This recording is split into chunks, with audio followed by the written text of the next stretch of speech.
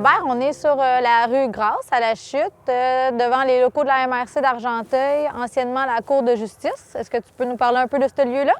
Écoute, la Cour de justice là, a été transférée du centre-ville, là, si on peut dire, à l'époque de la Chute, parce qu'on avait des problèmes avec les inondations. En 1885, il y a eu une immense inondation qui a monté jusque sur la rue principale.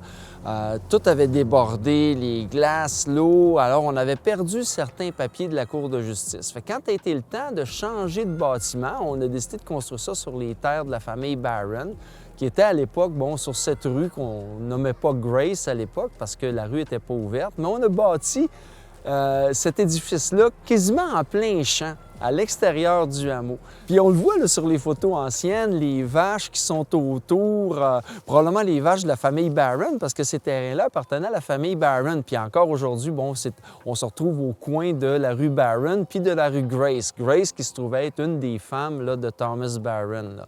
À cette époque-là, c'était le plus gros bâtiment qu'on pouvait avoir dans la ville de La Chute. Alors, tout ce secteur-là était c'était les fermes, hein? C'était des champs, là.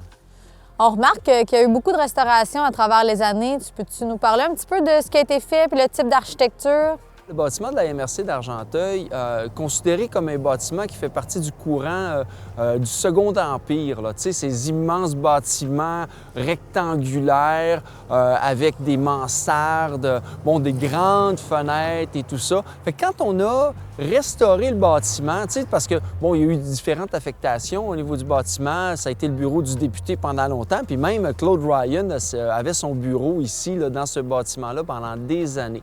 Alors, quand la MRC a décidé de restaurer le bâtiment autour de 1999-2000, c'est là qu'on a enclenché les premières phases de travaux. On s'est collé à ce style-là, puis on n'a pas voulu déroger là, de ce que probablement que le bâtiment avait de l'air à l'époque. Alors, tout refaire, même les fenêtres, là, c'est drôle parce que les fenêtres ont été refaites en bois, c'est pas des fenêtres de PVC, c'est pas des fenêtres avec des extrusions d'aluminium, tout est en bois.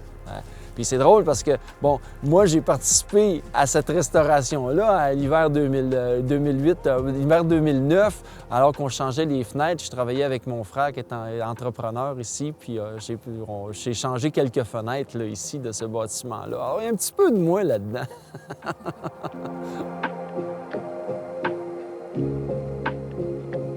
Pour la MRC d'Argenteuil, ce qui m'a le plus frappé dans les photos en parlant avec Robert, c'est le fait que le bâtiment, avant, était très isolé du restant de la ville. C'était vraiment... Autour, il y avait seulement des champs, des animaux qu'on peut voir sur mon tableau, justement, et des vaches en silhouette au bas. Puis aussi, en regardant les photos anciennes, là, ce qui m'a le plus frappé, c'est l'espèce d'effet mystérieux de manoir un peu hanté qui donne l'impression comme d'un film d'horreur, si on veut. Fait que c'est un peu ce que j'ai voulu faire ressentir à travers le tableau. Comme pour l'Église unie, pour le tableau de la MRC d'Argenteuil, j'ai vraiment utilisé la technique du collage mélangé avec la peinture. Je trouve que ça venait amplifier un peu l'effet de manoir hanté des photos anciennes.